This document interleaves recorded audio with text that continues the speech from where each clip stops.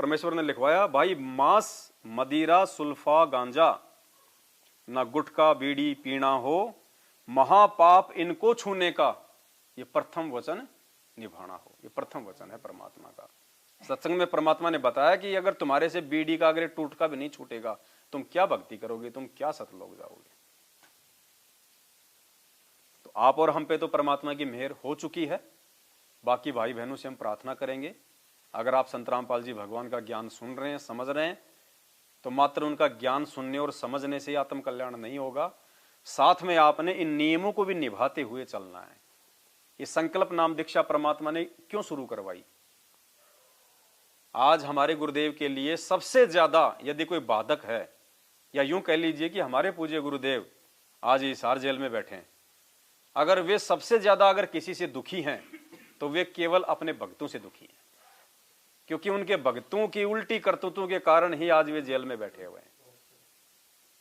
ना बरवाला कांड होता, ना वो कमांडो बनते, ना वो हाथों में पेट्रोल बम, पत्थर और वो डंडे लेके उन पुलिस वालों के ऊपर वो प्रहार करते, ना उन पुलिस वालों को आश्रम की छतों पे खड़े होके जो कमांडो बने हुए थे वो उनको पत्थरों से मारते, और ना इतना बड़ा ये बवाल होता।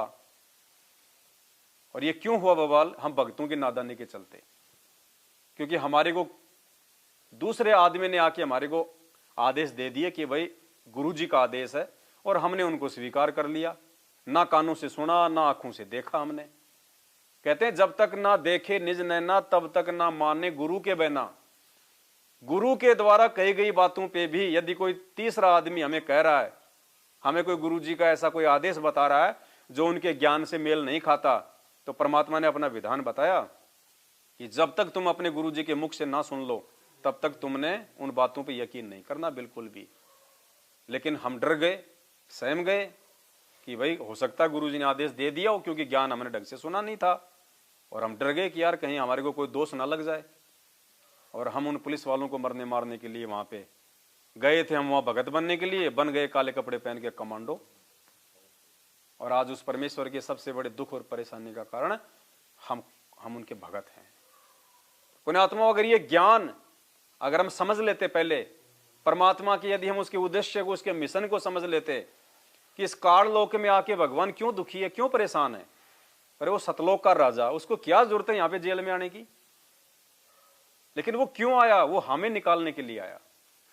और हम कब निकलेंगे? जब हम उनके अनुरूप चलेंगे, जैसा वो हमें संकेत कर रहे हैं, इशारे कर रहे हैं, समझा रहे हैं। जब तक हम उनके एक एक वचन को फॉलो नहीं करेंगे तो हम इस काललोक से, जेल से बाहर नहीं निकल सकते। दास बार बार एक कथा सुनाता है कि एक राजा था, उसका एक बेटा था। बेटा उसका 8-10 साल का था। वो अपने दोस्तों के साथ खेलता खेलता राज्य की सीमा से थोड़ा बाहर चला गया, जंगल की तरफ। बच्चे थे, खेलते खेलते जंगल में अंदर चले गए। तो वहां पे जो आदिवासी लोग थे उन्होंने उनको पकड़ लिया, और पकड़ के उन्होंने अपने धर्मगुरु के पास में पेश कर दिया। तो जो वो राजा था जो आदिवासियों का, उन्होंने कहा कि भाई ये बच्चे बहुत सुंदर हैं, और ऐसा करो इनको अंदर जेल में डाल दो, और अगले महीने हमारे जो कुल देवता हैं उनका एक प्रोग्राम है, और अगर उनको बलि चढ़ाई जाएगी तो वो बड़े जो है वो प्रसन्न होंगे। तो उनको कैद कर दिया। पीछे से राजा को मालूम पड़ा कि ऐसे ऐसे भाई आदिवासी लोग उनको पकड़ के ले गए। अब आदिवासियों से छुड़वाना इतनी आसान काम नहीं था, क्योंकि वो तो अपने क्षेत्र में बहुत ज्यादा वो पारंगत थे। आदमी को मारते हुए वो बिल्कुल भी उनमें कोई वो दया धर्म नहीं होती थी। कच्चा मांस खाने वाले थे वो, और जंगल में तो भाई उनका क्षेत्र है, उन्होंने कैसे कैसे घात लगा रखी हैं। तो सबने हाथ खड़े कर दिए। तो पुण्यात्माओं, परमात्मा कहते हैं जातन लागे सोतन जाने। अगर बेटा बेटी पे कोई आपत्ति आती है ना, तो पड़ोसी को दिक्कत नहीं होती है, माँ बाप का कलेजा धक धक करने लग जाता है। अगर फोन पे भी कोई कह देना कि छोरे की बस एक्सीडेंट हो गई, स्कूल में गया था, भले वो सुरक्षित है, लेकिन जब तक अपनी आंखों से नहीं देख लेंगे तब तक उनका कालजा धक धक करना नहीं मिटता। तो चिंता किसको? उस राजा को, अपने बेटे की। पुण्यात्माओं, वो जंगल तो समझ लेना ये 21 ब्रह्मांड काल के, क्योंकि एक तो होता है बाग बगीचा जो उस राजा का था। बाग बगीचे में तो आदमी आंख बंद करके नंगे पैर घूम लेगा, और एक होता है जंगल जिसमें झाड़ी जिसमें कटीले वृक्ष, कब वहां पे सांप खा जाए, कब वहां पे बिच्छू खा जाए, कोई जंगली जानवर खा जाए, रास्ते का नहीं पता, उबड़ खाबड़। तो वो जंगल समझ लेना ये काल का लोग, और वो आदिवासी समझ लेना काल, और वो सतलोक समझ लेना वो राजा का घर परिवार, वो बाग, वो सुख सुविधा, और वो बच्चा है आत्मा, और वो राजा है परमात्मा। तो उसको चिंता हुई तो राजा ने किसी ऐसे एक व्यक्ति को बुलाया जो उन आदिवासियों की भाषा जानता था। तो राजा ने कहा भाई आप मुझे ये भाषा सिखा दो। उसने कहा जी महीने भर में सिखा दूंगा। बोला ठीक है। उसने भाषा सिखा दी बिल्कुल, और आदिवासियों के जैसे उसके पहनावे, हाव भाव, उठना बैठना, बोलना चलना, राजा को बिल्कुल जो है वो परफेक्ट कर दिया। और राजा अपनी सेना को दिशा निर्देश देके अपने सेनापति को, और भीलों वाली वो पोशाक पहन कर जंगल में निकल गया।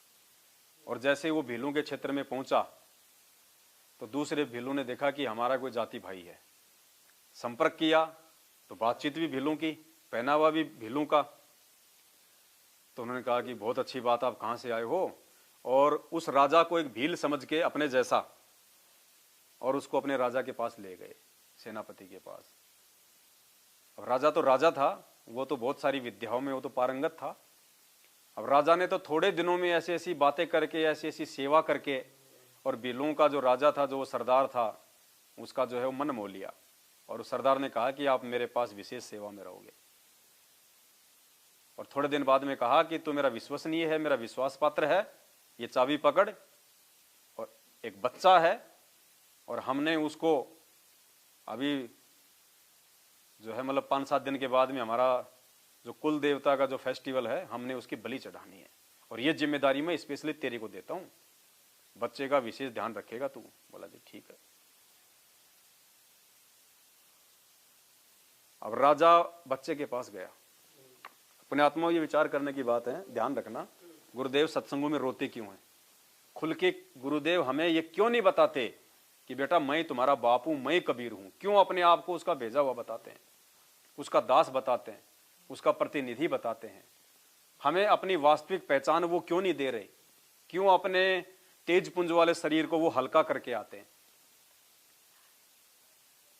तो राजा वो लेके चाबी पर वहां चला गया जहां पे वो बच्चा था उसका।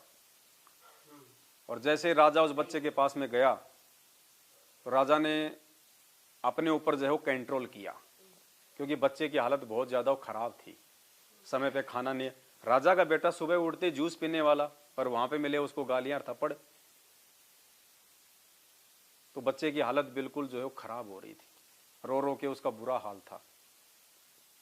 राजा ने देखी उसकी ऐसी हालत है तो अंदर से तो बहुत ज्यादा रोया, वो दुखी हुआ, लेकिन उसने महसूस नहीं होने दिया। और उसे कहा, धीरे धीरे धीरे धीरे उसने बच्चे से बातचीत करनी शुरू की, दूसरे दिन तीसरे दिन।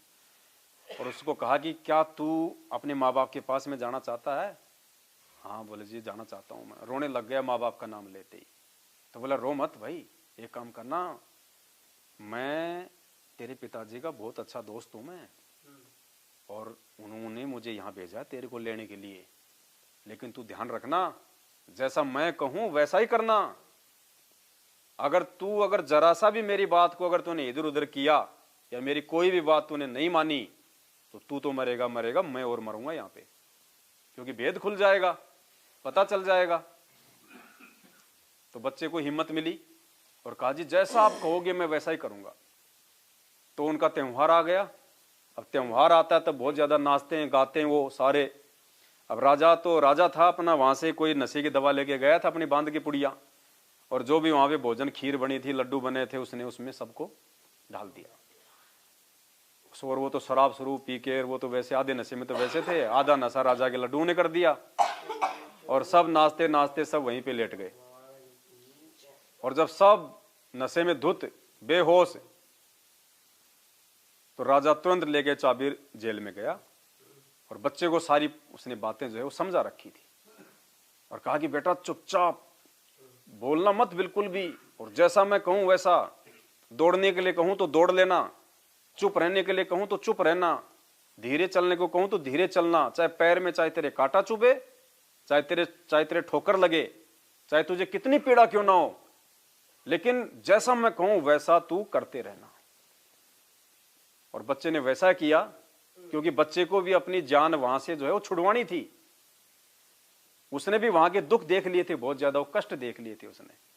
तो बच्चे की भी इच्छा बन रही थी कि मैं अपने जो है मतलब कि माता जी के पास जाऊं, मैं अपने बाप के पास जाऊं। यहाँ ना मुझे कोई खेलने दे रहा, ना मुझे कोई घूमने दे रहा, ना मुझे कोई नहलाता है, ना मुझसे कोई प्यार करता है।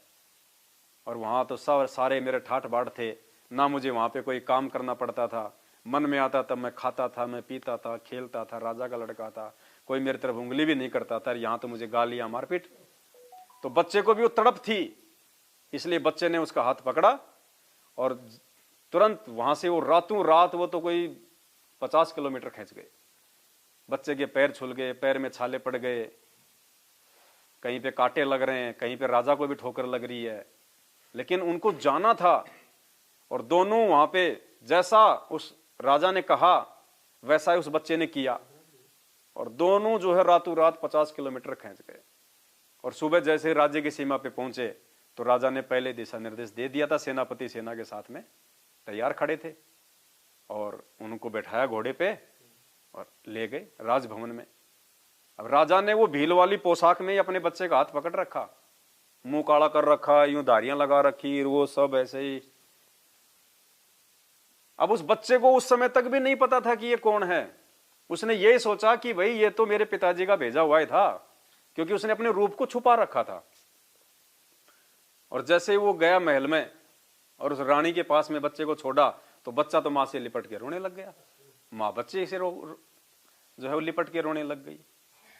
अब वहीं पे राजा ने अपना मेकअप उतारना शुरू किया और बच्चा देख रहा।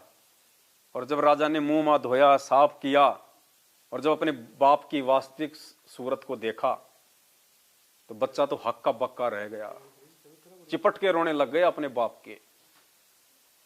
बोला पिताजी मेरे लिए आपने इतने दुख, इतनी तकलीफें आपने सही, और आपने मेरे को महसूस तक नहीं होने दिया कि मैं ही तेरा बाप हूं।